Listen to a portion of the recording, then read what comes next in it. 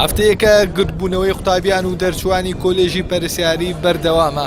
تا ئێستا حکوومەت و لایەنە پەیوەندیدارەکان وەڵامی کردداریان بۆ داواکاری ئەو قوتابی و دەرچوانە نەبووە کە گرنگترین داواکاریان بریتیە لە دامەزراندنی دەرچوان و داخستنی کۆلێژی پەرسیاری لە زانکۆ ئەهلیەکاندا.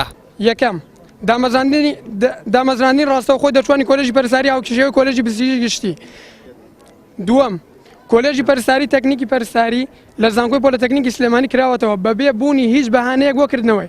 ئەمە جگە لەوەی لە داهاتووە لە نەخۆشخانەکە فۆزایەک دروست دەکات بەوەی کە ناتوانێت کارەکانم بە ئاسانی جا بگرێتەوە لەگەڵ پەرستاری زانکۆ و پەرستاری پەیمانگا دەکات. سێم داخستنی کۆلێژی پەرسیاری لەسەر جەم زانکۆ ئەهلی و ناحکومیەکاندا. چوارم دامەزراندنی سەرنجیکایەکی تایبەت سەربەخۆی تایبەت بە پەرستارانی زانکۆ.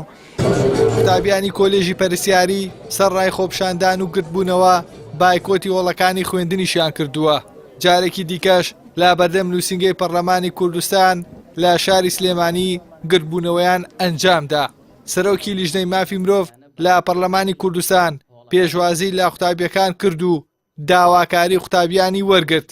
هەروەها ڕاشی گەیاند کار لەسەر داواکاریەکانی قوتابیان دەکەن و لایەنە پەیوەندیدارەکانی لێ ئاگادار دەکەنەوە.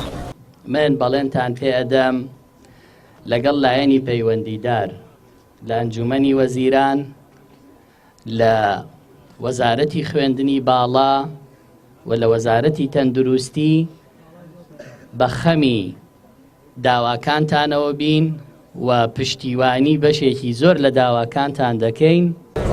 ئەو قوتابیانە دەڵێن کردنەوەی بەشی پزیشکی لە زانکۆ ئەهلیەکان زیان بە داهاتووی پسپۆڕی ئەوان دەگەێنێت. بەو پێی لە زانکۆ ئەهلیەکاندا خوێندکار بە پارە و بە کۆنمرەی کەمتر لەوان هەمان بەش و هەمان بڕوانامەی ئەوان بەدەست دەێنێت. هاوکات بۆ ڕێخستنی داواکاریەکانیشیان داوای پێگێنانی سندیکای قوتابیانی پەرستاری دەکەن. ئەمەش لە خەستخانەکان حکوومەت پێویستی پێمانە بەڵام لەبەر بوونی خۆبەخش هاوڕێکانمان کە خۆبەخشن حکوومەت هیچ باکی بەیەمە نییە و کۆلێجەکەی ئێمەی لە لیستی دامەزران کردوتە دەرەوە. ئێمە بە کۆنمرەیەکی زۆر بەرز وەرگیراوین لە کۆلێژی پەرستاری. ئێستا لە زانکۆ ئەهلیەکانە بە کۆنمرەیەکی زۆر کەماوانێ بە پارێکی کەمتریش تەنان لە زانکۆ حکومیەکان وەرئەگیرێن و ئاسوان هەمان ئیشی ئێمە بکەن هەمان ڕەوایەتی ئێمەیان هەیە. ئێمە ئەمانەوەی ئەو کۆلێژی تەندروستی کۆمەڵە سڕ کراوە لەجێی ئەو کۆلێژێکی پەرستاری کراوەتەوە. ئێمە ئەمانەوەی جا بخرێت. گرتبوونەوە و بایکۆتی قوتابیانی کۆلێژی پەرسیاری لە کاتێکدایە وادەی حکوومەت و پەرلەمانی ئێستا تەواو دەبێت.